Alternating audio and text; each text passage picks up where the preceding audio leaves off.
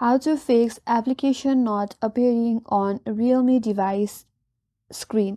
Hi everyone, this is Kate and welcome back to another video. And on today's video we will see how we can fix or overcome if you're not able to find the application in your Realme device home screen. So without any further delay, let's get started with this video. For that, open up settings in your device. Once you're on the settings, tap on apps. Tap on see all apps. Once you're here, tap on the search icon at the top right corner. And in the search bar, you have to type in the application that is missing out in order to find the application. So simply type in and head towards the application that you're not able to see its icon in your home screen. Now once you have tapped on that application, once you get to their app info, ensure it is enabled.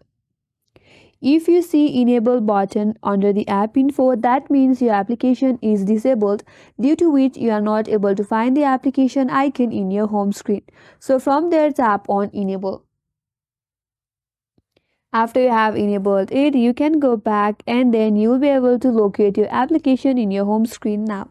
So that was the way to fix if you are not able to find the application icon in your Realme device home screen. And that's all for today's video. Hope this video was helpful, and if you are new to our channel, consider subscribing. Thanks for watching and stay tuned for more videos.